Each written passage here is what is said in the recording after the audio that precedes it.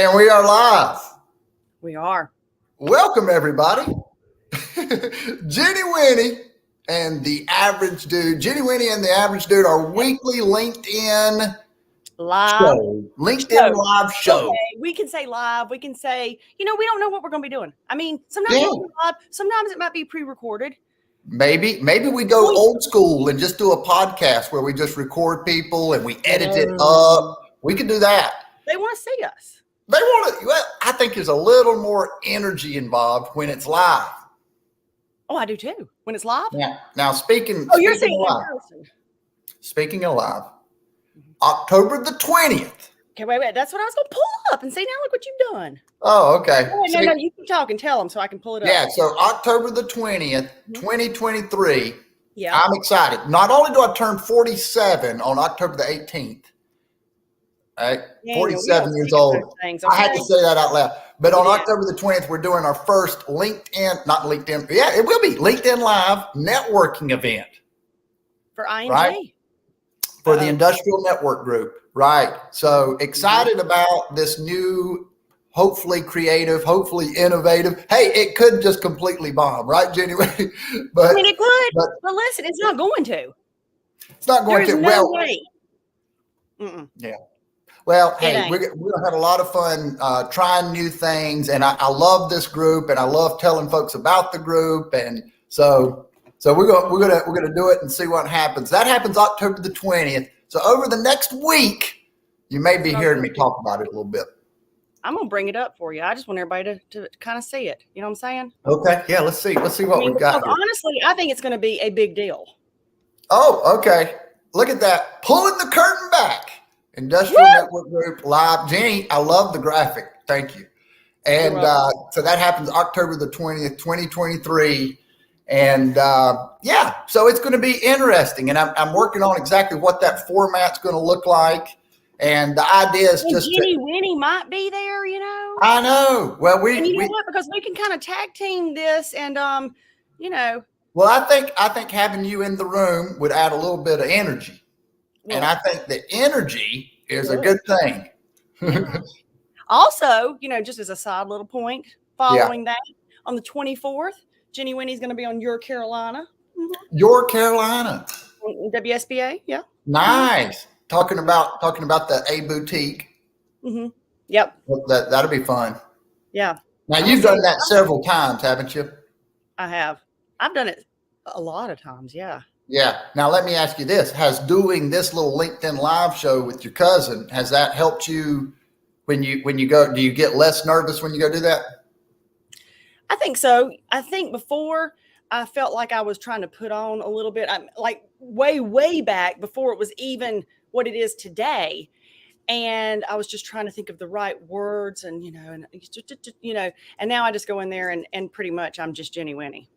Yeah, isn't that funny? That's one of the many things that I want to ask our guest about today. His opinion on things like that. Why we try so hard to say the right things, and if we say the wrong things, feeling like folks are going to judge us and feeling insignificant, feeling stupid, like we don't belong. Hey, now one thing. I'm sorry. I went into a therapy session. Wait a minute. I'm going to go back to Saturday Night Live. I am smart. I am important. I'm good enough. I'm smart enough, and doggone it, people like me.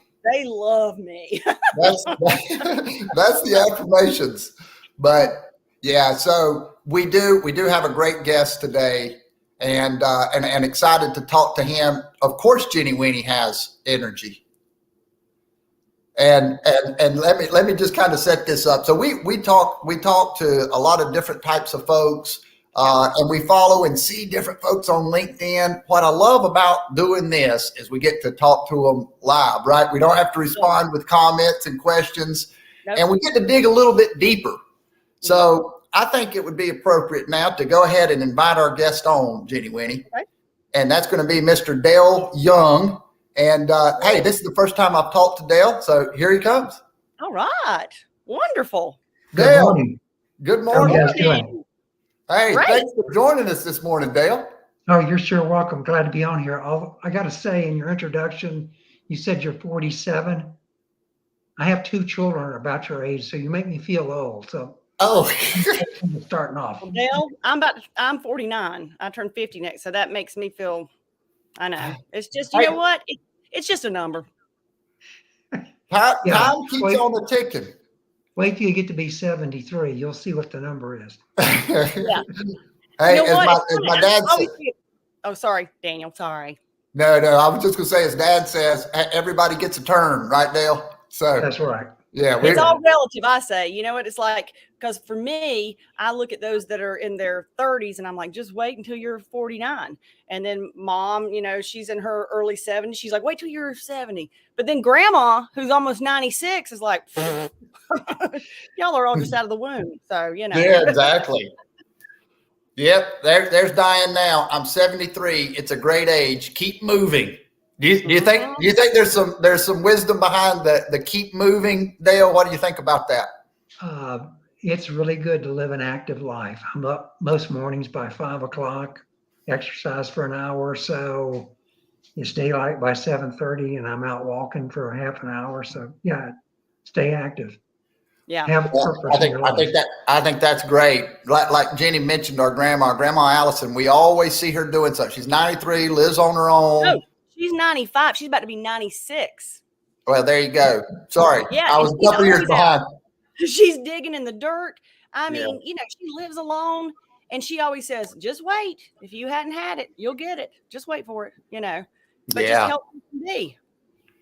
Yeah. So Dale, you've been on this LinkedIn journey, and I've watched your numbers climb. I've seen your following climb as I've kind of watched this, and it's fun to watch. Can you tell us a little bit what started that LinkedIn journey? So it's Proverbs for Professionals. If someone out there is not familiar with Dale's work, this is where you can go and find a lot of his writings, a lot of these principles, these guiding principles. Where did this idea for this LinkedIn journey begin, Dale? I've been on LinkedIn for a number of years, but I did it when I was a professional. I was an associate dean and then a dean of a business school. So I had a pretty narrow focus for LinkedIn. It was, here's what we're doing at this school. This is a great place. Well, okay, pretty typical stuff. Yes, sir. And I had a mentor that I had worked with during a career change. And I was a year and a half or so out from retirement. So I knew it was time to go. I worked till I was 70. So my mentor said, don't ever retire. You need to repurpose. You got to have something to do. And this is somebody that lives in a golf community, and you know, all his neighbors play tennis and golf all day. Okay. Yeah. Okay. And he's a retired CEO of a hospital system, but now he does management consulting for CEOs. So he's kept himself busy. So that was his advice to me. So a year out from retirement, I started formulating these ideas. I want to do a blog. I'll talk about those things on LinkedIn. And so I was getting myself ready to make that swap over. I hired somebody to write the website for me and have it ready to start populating. I started putting some stuff out there slowly. And the day after I retired, June 30, 2020, I swapped LinkedIn over, and I was no longer the dean of a business school. I was writing a blog, and here's what's going on. And so that's where I've been for the last 3 years. And during that period, I've refined some key messages and just continue to give away stuff. I get lots of people saying, you know, I can help you get new customers and blah, blah, blah. And I don't have customers. I'm in giveaway mode. I'm 73 years old. This is what I've learned. This is what I'm learning. Here it is for free. Just take it. And so still learning, 73 years old. Unbelievable. Got your master's degree, been in academic circles for a long time, but still learning, Dale, after all that time?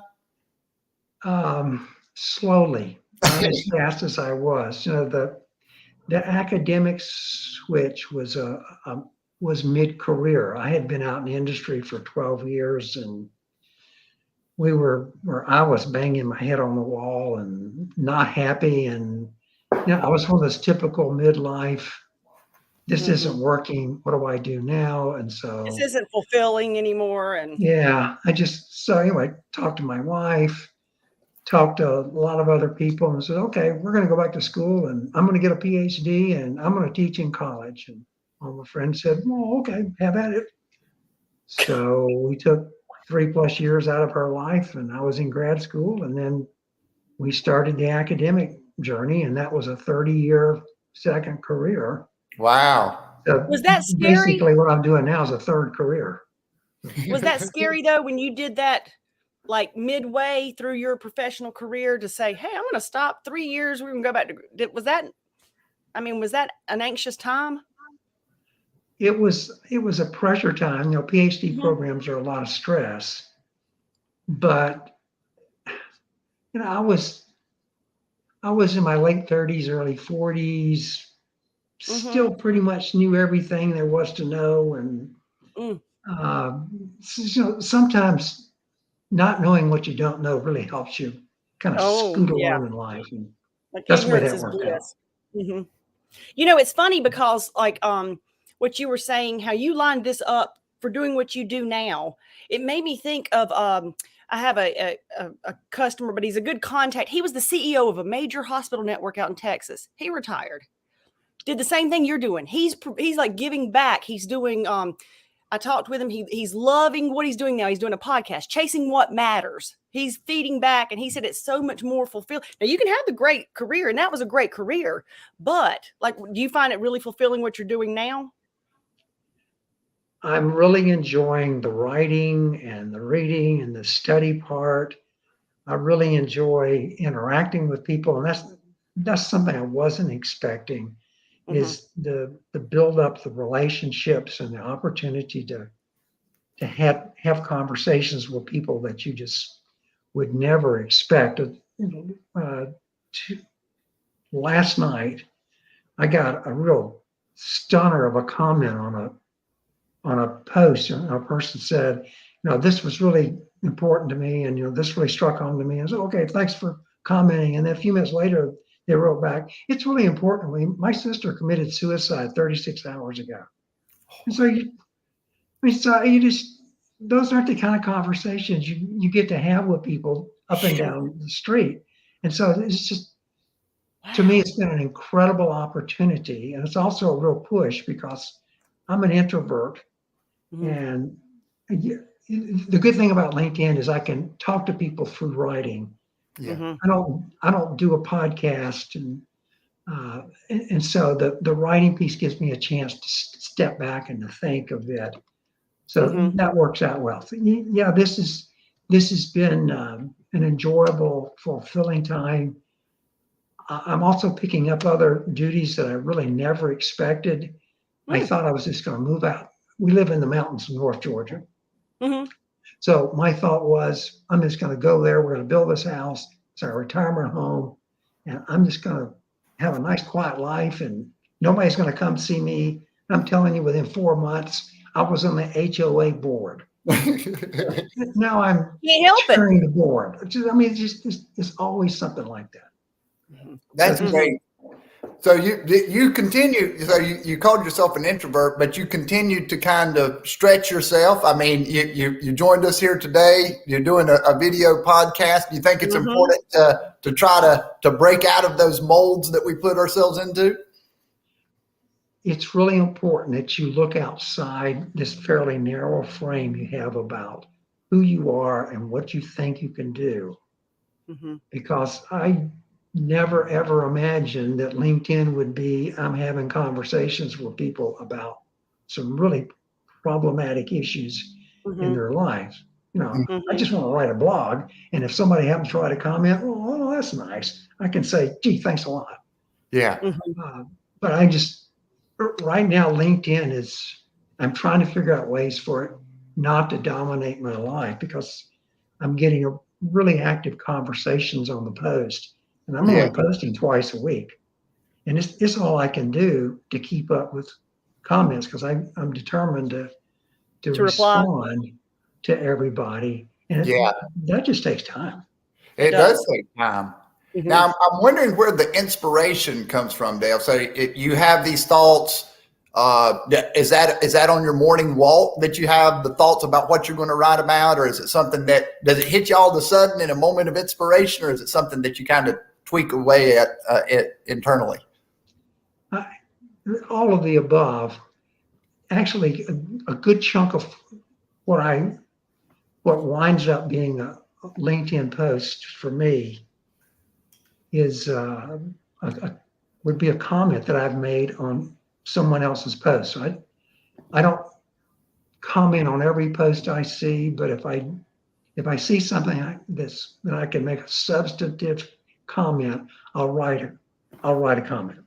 Mhm. That short comment often, well, the better ones become a LinkedIn post. I'll take them and stretch them out, and Yeah. they become a post.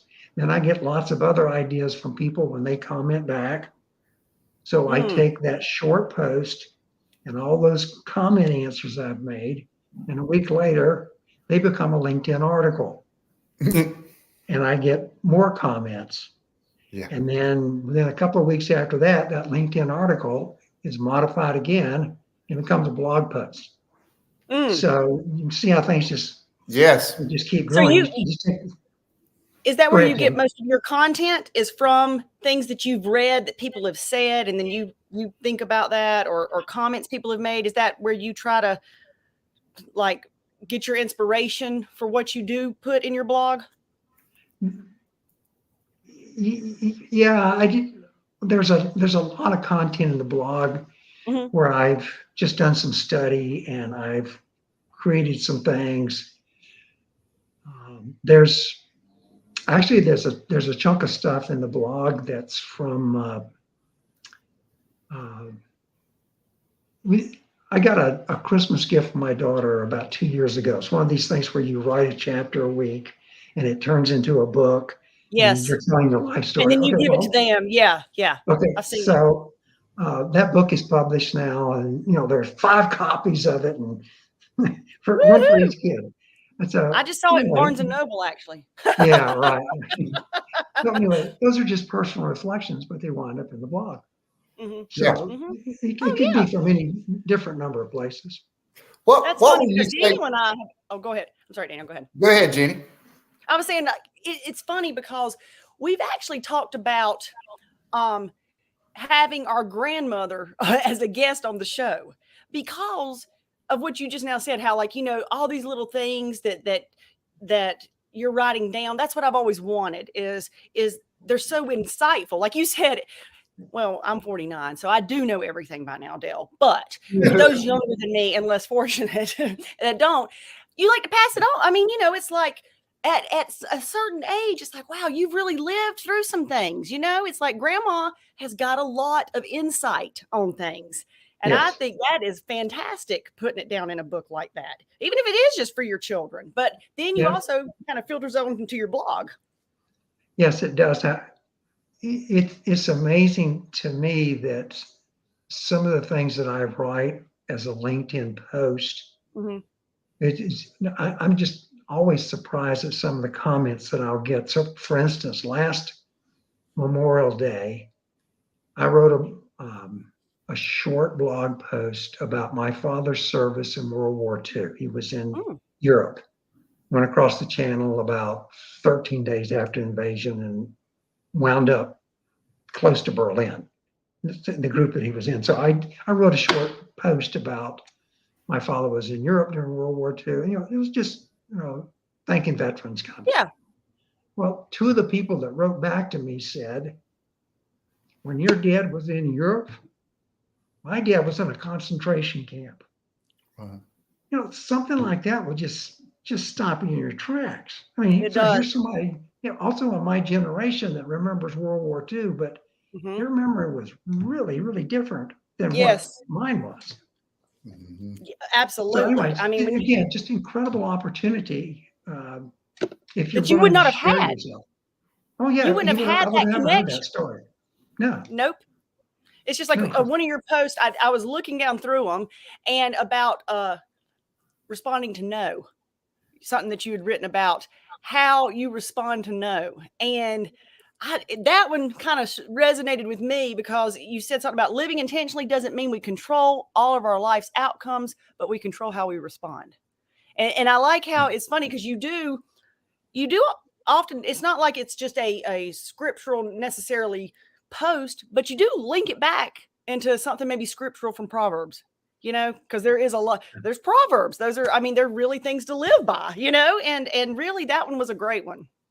I'm trying to show how those precepts are very practical and very useful in everyday life. And so that's the whole reason I'm there. And that particular one, I was relating a story about, my career, and I'd been progressing along. I'd made this move into academia, decided to become an administrator. And, I was just confident that the world was just ready for me, and it turns out they weren't. And so they said no. I'm not ready for this. And so you know what? What are you going to do? That's those no What are you points gonna do? are switch points for us. So are we going to just roll over and quit? Are we going to turn around and just walk away? Or are you going to say, okay, what you can do is continue to grow, continue to find chunks in your life that you need. There's a hole here. I got to fill this up, or I'm not going to be able to go where I want to go. The old saying and is, you're what right. got you here won't get you there. And it's like, like you even incorporating Proverbs or whatever, people, like, you can say, hey, you know what? You got to keep getting back up. And they're like, man, he is so insightful. If you were to read it straight from the scripture, they might be like, oh, wait a minute. But it's like, it's exactly what you just said. You know what I mean? It's like, hey, smart person, gets back up. They might fall down 800 times, but they're going to keep getting back up. Yeah. You have to be persistent. The neat thing about principles is it's applicable to everyone, right? Yep. So you got told no in your kind of environment, in your world, but we've all been told no, whether it's in sales or whatever business pursuit that we're after, or told no. Hey, maybe it's asking the pretty girl to the dance. I don't know, but we hear no, and how we respond to no depends on making that next ask, the attitude after hearing no. I think that is an interesting one. Yeah, I was in sales early in my career, and I wasn't very good at it. So one of the reasons I wound up being a college professor, I really didn't like hearing the no's. And it's hard. It's hard. You take it personally on who you are. How can you reject me? Why don't you love me for who I am? Love me, help me. We take it personally, even though it's not directed personally. Daniel's always told me that. He's like, just because somebody says no, it's not, hey, we hate WInny. It's that it's not you, but we really do that though a lot. We really do. Yeah, this is getting to the question that Daniel asked in the opener about saying the wrong thing and being concerned about your self-image. Yes. A lot of that has to do with our sense of self-worth. Okay. And that sense of self-worth is attacked all the time by our negative self-talk. And we just by ourselves. Yes. It's just this vicious cycle that goes on. And at some point you just have to say, well, is that really true? What I just said about myself? No. Is it always true? Well, no, but sometimes I screw up, but that doesn't mean I'm an idiot or I'm worthless. And so we got to watch the self-talk because it erodes the self-image. Change that process and you change your life outcomes. Let me ask you this, Dale. So being honest with ourselves. So this is something I think about often, right? So it's great to be self-aware. We don't want to tickle our own ears, so to speak, because if there is an issue, if there is something that maybe we should be, it kind of is what it is. I think it's that complete kind of defining ourselves as bad or something like this, because we have this moment, and who we are in this moment, really can define who we are more so than what happened in the past, right? So how do you draw that line? I guess maybe my question is, how do we draw this line between being self-aware, being accurate with ourselves, and not being too hard on ourselves? I don't know if there's a Slippery nice, slope, Daniel. That's a slippery yeah, slope. it's a tough question. We do need to be self-aware, and we do need to understand our strengths. That's where I am right now. Here's where I am. And I'm really good at whatever this box is, that's me. And I'm really good at that. Mm-hmm.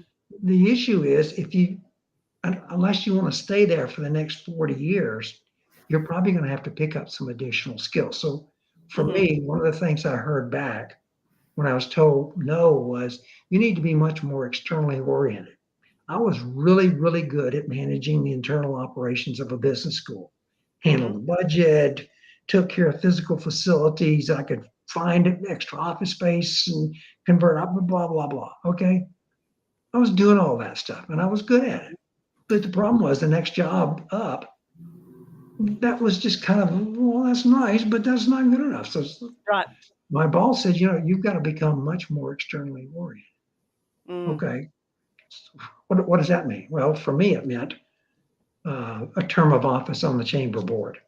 So go get involved with local chamber of commerce and start meeting people. And oh yeah. So anyway, the point there is, you've got to start. It's okay to be comfortable where you are and who you are, but it's not okay to stay there the rest of your life.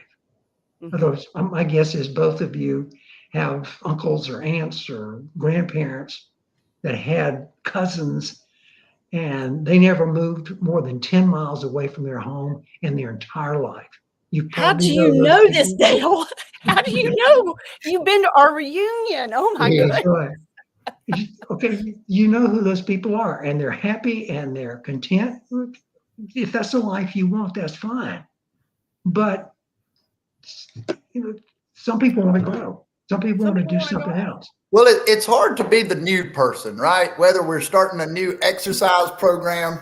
Jenny, you want to give the name? We've got some. I did. This one is, I have to look at his tail because they both look alike, but that's Doc, as in Doc Holliday from Tombstone.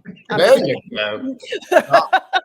Yeah. So I think, starting new things, starting these new adventures, whether it's a workout. I started CrossFit. You walk into the CrossFit gym and you feel so intimidated. You don't know anything. That's a tough spot to be in. And then I've started learning a little bit more about local politics and how that sort of thing works. But I'm completely clueless. And so here I am, 47 years old. I know nothing, but you're still learning.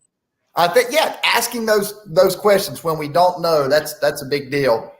My Jenny wrote a book for me. Her mom, one subject about the author says, Jenny, you want to read that? My eyes are bad. My mom wrote this. She said, I wrote her a book. One subject is about me, the author. And I named it, this is the second born, favorite child, only daughter, and the pleaser. True. She definitely doesn't tickle her ears. Tickle her ears, make herself feel good. Yeah. Oh yeah. I never tickle my ears. No. But she does know her strengths, just like Dale said. I do. I know my strengths, and I try, but I'm constantly trying to learn more. I am. I'm constantly trying to learn more. And if I don't know it, I'm going to figure it out. I am. Dale, do you have a tough time if somebody says something and you don't understand what they mean, or is it tough for you to ask a question that you think you should know the answer to? Oh. I guess I'm better at it now than I was. Yeah. When I was 47, the answer would have been, no, I'll never ask that. I'm like, everybody in the class is going to look at me. But I'm like, you know what? Chances are somebody else didn't know. They didn't know the answer either. And I'm just going to be out there, and if they laugh at me, they laugh at me. But that's okay. Yeah. I mean, you have to ask if you expect to learn. You got to ask. That's a precept. Mm-hmm. Out of Matthew 7 is to ask. So just ask. And I was thinking about that today, because there's so many times that we run into these situations when we don't know and we hear this thing in our voice. I wonder what they mean by that, or wonder what that means. I'll go down to the coffee shop, and a lot of the things that they're saying just right over my head. Trey Gowdy says, doesn't hurt to ask. Doesn't hurt to ask. Yeah. By the Trey Gowdy himself. Just saying. Closed mouths don't get fed. I love that. I love that, Rodney. That Right? is true. Yeah, great comment. Oh, Yeah. yeah, definitely. So, so you already had this kind of set up for doing you wanted to do a blog, you wanted to do something different, because you said at first on LinkedIn, you were the dean of the school, and it was more of a, this is what I got to do. It's all about the school business. You had this kind of in the works before you actually retired. Is that how it was? So that you'd have a smoother transition? Okay. So I made that transition. The bigger transition for me was I had spent 30 years writing like an academic. And nobody in the whole world other than an academic wants to hear that. And so I I know. had to We're like, learn what to did he write. say? Google that word. I had to learn to write all over again. I had to I learn to know. write in one We're like, you got sentence to dumb it paragraphs. down for us. Yeah. Yeah. And so that was a real transition for me. Now, what is a good? You've been in academics for a long time. Uh-oh. It was just too much for him to bear. He ran away from us. I know. And then isn't Trey Gowdy is from South Carolina, Rodney. He's from our own Spartanburg, and his dad was my pediatrician. So we're kind of related. I'm just saying. Wow. Oh, there's Daniel's back. Oh, he came back. Yeah. Oh, yeah. I got kicked off. I apologize for that. But I did want to ask. Well, what did I want to ask? I had the question. You said you were always you'd had such a career in academics. Yes. Yeah. So you were in academics your whole career, and what makes a great teacher, right? I love to talk to certain people. When I want to learn something, I find someone that can describe it to me in the simplest elementary form of it, right? I want to start with the ones and zeros and build up from there. Do you think it's important for a professor, or a teacher, or anytime we're learning something, to find that right person that really knows how to explain things? Yes. I'm going to answer that. Yes. To me, teaching is a great example of Covey's statement about beginning with the end in mind. If you're going to teach something, the first thing to think of is, what do I want the student to get out of this? And we call those learning outcomes. So you start with that end point. This is what they have to be able to do. And then you back up from there, from that end point, and you say, okay, well, here are the pieces that I've got to plug in here and to make all this work out. And the way I use that in my conversations with incoming freshmen was, we always had them in a big group in an auditorium, just the college business freshmen. So every year I gave them pretty much the same spiel. So I said, where do you want to be 4 to 5 years from now? So put yourself in that place and then start backing up and saying, what do I have to do? And I said, you need to start now. Don't wait till you're almost there. Semester of your senior year to start this. If you want to do a study abroad, get that in your schedule right now. You need internships. Good. You need all these experiences. So where do you see yourself in 5 years? Picture that person and focus there, and then back up and say, what have I got to do to get there? And it's very similar when you're teaching. You're doing the same thing. What are the learning outcomes? And the best teachers are the best learners. They continue to learn something new. One of the most exciting courses I ever taught was back in 1990, 1991. No, I know you guys weren't even born yet, but that's when the internet first started hitting really hard. And I was teaching a course on electronic commerce. There were no textbooks.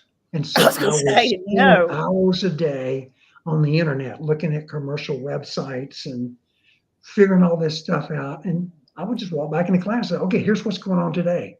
And so it was it was pretty much spoon feeding what I was learning.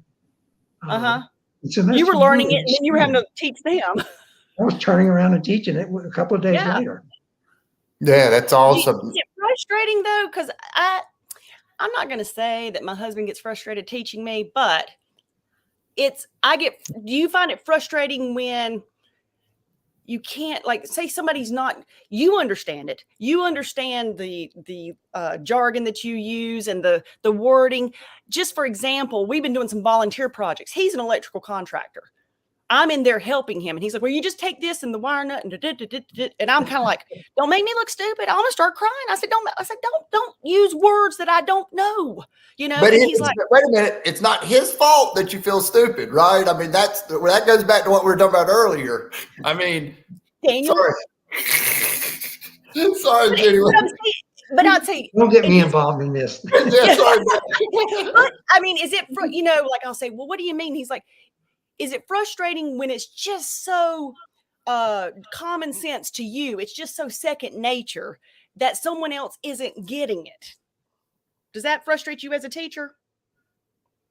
It didn't bother me as a teacher.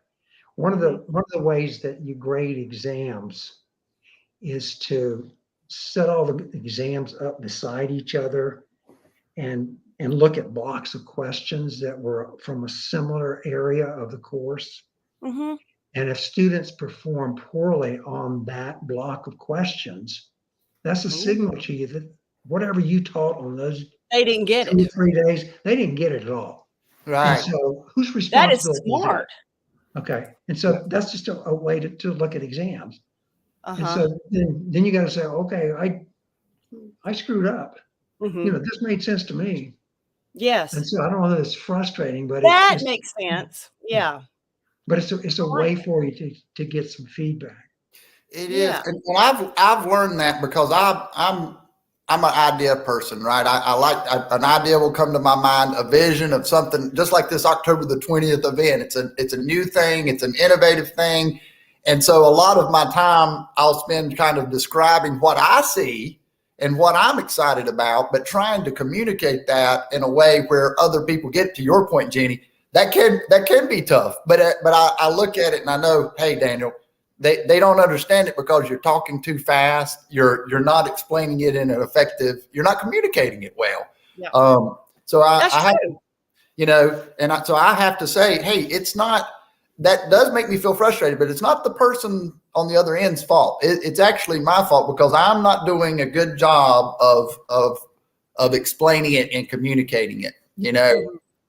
So on a strength finder, Daniel, you're talking about things that sound like you're very strategic and big picture as far as your thinking.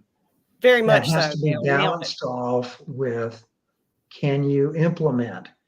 And so I guess I'm the ultimate weirdo with strength finder. I've got 2 strategic and 3 implementation. And I guess that comes from my. Hey, me and you need to work together, Dale.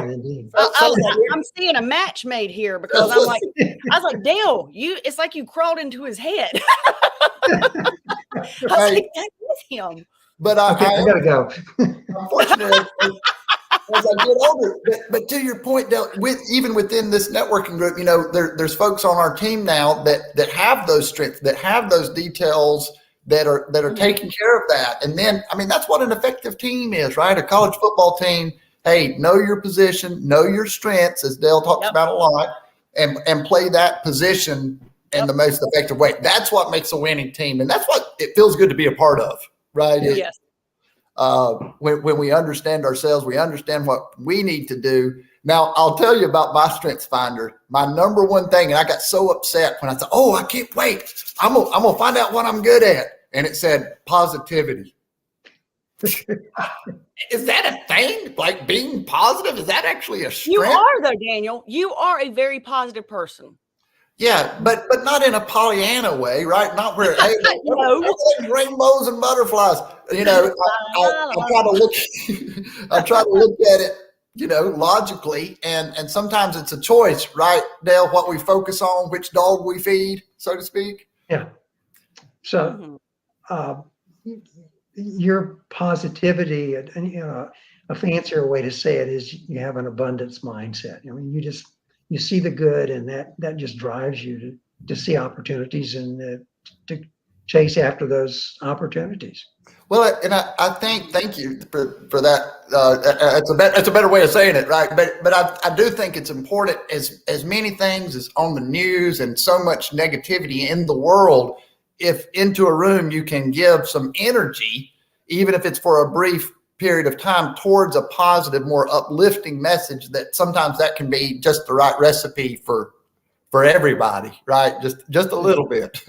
That's an important aspect for a leader to grab, that their attitude and the things that they say really spread rapidly, and they really grow dramatically. I mean, you say this and 15 minutes later it's like this as a leader. So you really impact the mental piece of the organization by your comments and by who you're like. Yeah. And that's what you do. I mean, honestly, because your posts are all very positive, right? I mean, your blog, your little articles that you do, Dale, don't you try to focus on the positive of, even like I was saying, like how do you respond to no, or just how we have our mindset? Is that your main goal, is to stay positive in that way? I'm trying to show what the precept says, and the precepts tend to be very positive, but they're not always. But I mean, sometimes Solomon says some things that were pretty blunt. And well, it's like, hey, if you hang out with stupid people, you're going to be stupid. That's kind of like, that's one of the things that he says. Exactly. So I'm like, he's like, so unwise. He says it in a nice way. He says, if you hang out with wise people, you'll be wise. But if you hang out with I mean, not like your mother said, don't hang out with those people. They're stupid, and you're going to wind up just like. She didn't say, if you hang out with them, you will fare badly. No, but that's the thing. And it's like, but it's still a positive thing to me, even in that this is a negative outcome, but it's a choice. That's a choice, that we all have to make. I joke around. I think I told this to somebody just last week in a LinkedIn comment. They were, I don't remember what the context was, but they were saying, here's what my mother always told me. And, my first thought was, what my grandmother always told me was, be sure your sins will find you out. I mean, it was always this just pounding this neck. That's what I remember about my grandmother. Yes. Isn't that funny? I mean, I guess I used to do things that were wrong when I was a child. I can't imagine. Apparently. I mean, it just doesn't seem like it's something you would do, Dale, just in this brief moment we've had. No. I'm just shocked. You were mortified. You're like, I can't handle this. Let me ask you this. Is LinkedIn your only platform that you do this on? Or do you have a separate website that's a blog or like that? I'm on LinkedIn, and then the website is separate, and that's for the blog. Okay. But I'm not on any other social media. I can't imagine trying to keep up. Yeah. Facebook or Instagram. I don't see how people do it. X, the Twitter X, they call it. It's all I can do to keep my head above water on LinkedIn and have a life. Exactly. That's right. Where it's not consuming too much of your time and energy, where it's still, the neat thing in your position, hey, I'm doing this because I enjoy doing this. I love giving back. I love the feeling, but I don't want it to dominate my life. I want to have control of it and it not control me. Right, Dale? Yeah. And I'm still doing what I used to do when I was an academic and in industry. The block scheduling really helps. And so the first 8 to 9 hours of every day are just pretty much blocked. And, I can tell you what I'm going to be doing tomorrow morning at 7:00 because it's October and it's not live enough to walk. And so that's great. So that's impressive. Okay. I'm just going to say that's impressive because I'd like to any flex time I have is going to be from 6 to 8 o'clock at night. Yeah. And that's how I keep control of things. So, I mean, I've got to shut LinkedIn off after I'm on it from say 10 to 12. It's got to stop. Yeah. So that means that I'm not going to comment on some people's posts. That's right. That's understandable. But I love that kind of granular calendar and time, because it's really about time management, or energy management, right? We've got to manage our energy and our time. and apply that where it's most productive and most beneficial. That's something that I'd love to do. Mhm, Yeah, mhm. well, the old saying, I think it's from Covey, he says he encourages us to schedule our priorities rather than to prioritize our schedule. I mean, don't take what you have and try to cram it in your schedule. Say what are absolutes for me?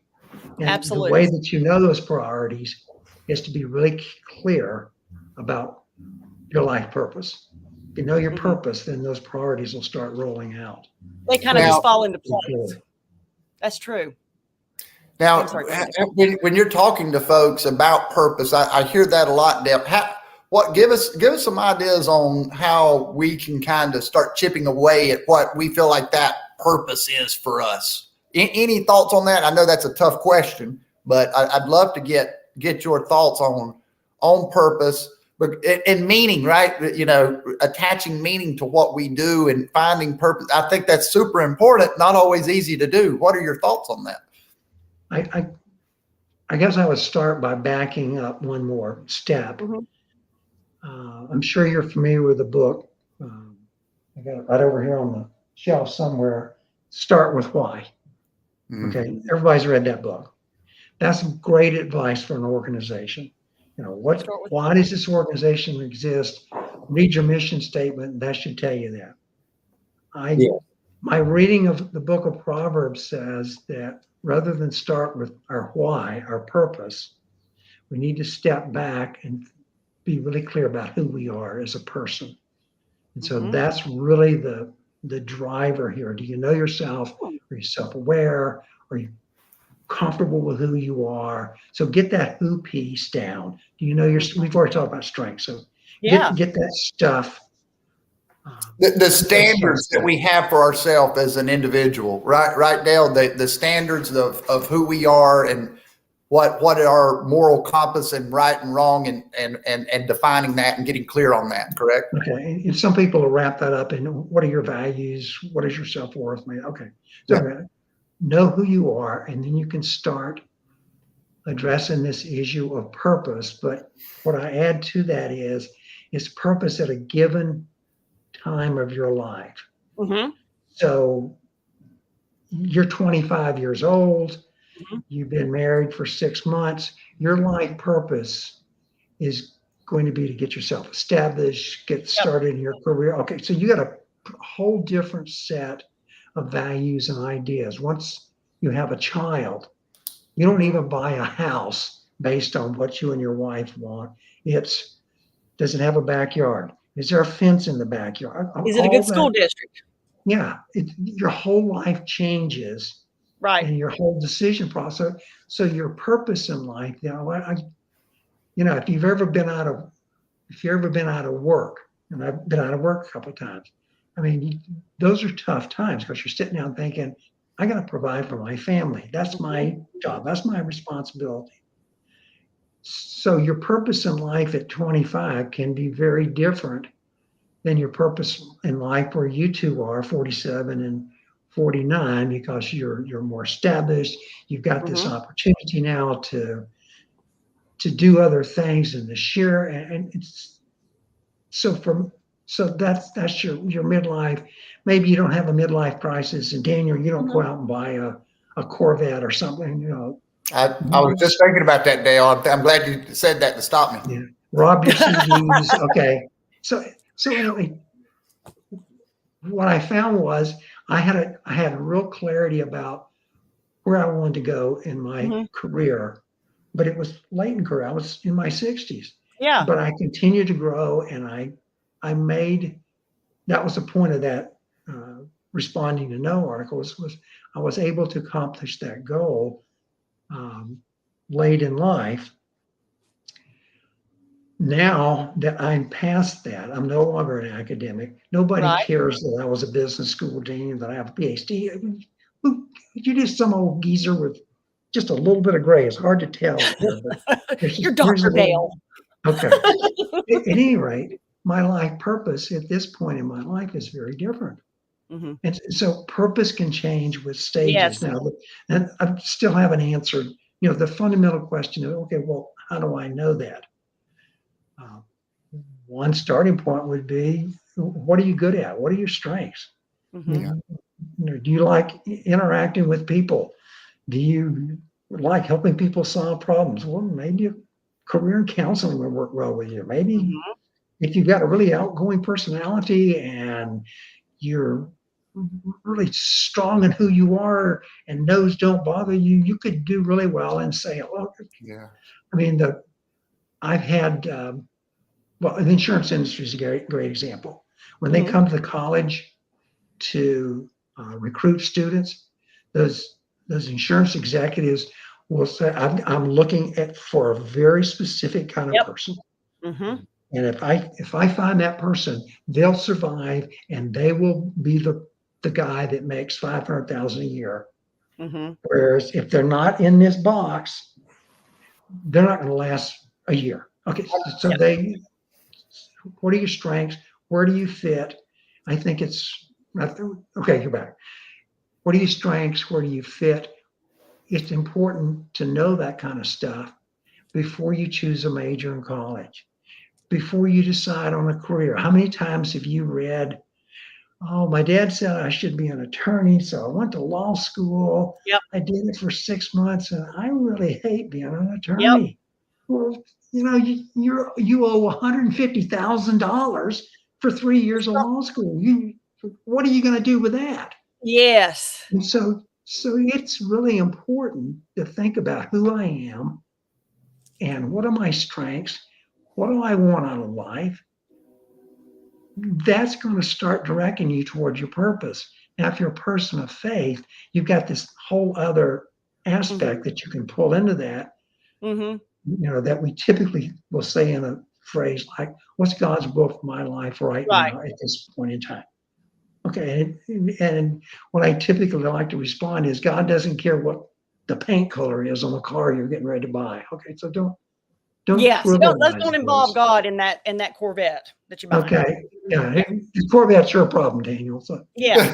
Hey, I want to show y'all this. This is, to your point, he's Eric Ryan, who's a little bit out there, but we love him for it. What if my only strength is a gorgeous genius with beautiful hair?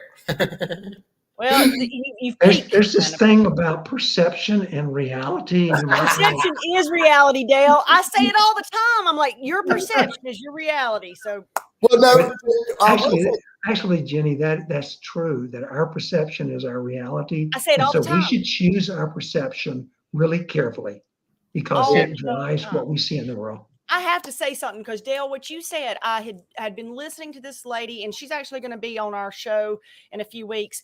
But she said exactly what you said about it depends on the time of life you're in. She said, when you are 30 years old, your whole outlook is different from when you're 50 years old. So things change. Your whole life changes. And it was talking about learning. She was a teacher, learning to do new things and that. But like when you're 30, you're thinking about, got to get the kids to school. Are they going to go to college? Are they going to do this or that? Okay. Then when you're 50, it's like, okay, the kids are gone. Now what am I, so when you were saying that, I was just really resonating with that. And I have to give a little shout out here to Mom because she's right. Goals can be made throughout life. Look at Colonel Sanders. He was much older when he came up with great fried chicken. That's good. He did. He did. I don't want to get off here without making a statement. I spent 30 years in academia. I was a college professor and college administrator. I'm the first person to tell you that everybody doesn't need to go to college. That's not everybody's life purpose. You can get some incredible jobs now by a simple example. If you get a welding certification out of high school, people are going to be throwing money at you trying to get you to come to work for them. If you can learn to be a diesel mechanic, you can make $27 an hour. Listen, Dale, I so agree with you. I'm like, unless you have a specific need for, if you're going to be a doctor, if you're going to be a lawyer or whatever, but there's great jobs. So I can't see, like, what to your point of saying, okay, well, my dad wanted me to be a lawyer and I went to law school for 3 years, but that's not what I wanted. Now you've wasted it. And look at the money you've spent. It's just, I just don't get it. Susan Cain, she wrote the book Quiet several years ago. She's a great example of that. She was a lawyer, but she said, I want to be a writer. Mm-hmm. And so she walked away from a legal profession. Yeah. You really need to know who you are. It's colleges, I can't tell you the number of kids that got in, and we were in a fairly selective college. Mm-hmm. And my first thought was, why are you here? You don't have the slightest clue about what you want to do in life. You I don't know. need to be here spending your parents' money. I would see them in the line at the grocery store buying groceries with their parents' credit card. Yeah. Just burning money, and they didn't Yep. have a clue. Now And I even said, Dale, I'm so like, glad you said that, Dale. Sorry, Jeannie. no, go ahead. But I think I would have never expected you to say that. But I agree with you completely. But here we hear a lot of folks saying what you are saying, but these folks don't have their PhD, right? Maybe they got out of college, but I completely agree with you. I think that there are certain jobs where you can get ahead of the game. You know yourself.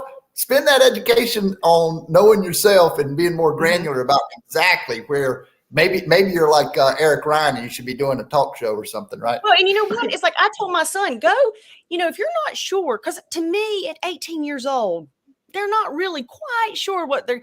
And so I said, why not go to the local community college to get your associate's degree? Then you can transfer and finish up with your bachelor's. Nobody's going to say, well, where'd you go for, no. Nobody's going to care. He had to go to the big school. Internships are great. Work experience, if you're not sure what you want to do. I had a kid that the lady that cut my hair for years, her husband was a tile man. And so he brought his kid to work with him for a while and says, do you see how hard this is? Do you see why I'm putting these pads on my knees? Okay, is this way you want to, can you make a good living? Yeah. Is it hard work? You bet. One of the kids in college that got in trouble with his grades, his dad ran vegetable farms.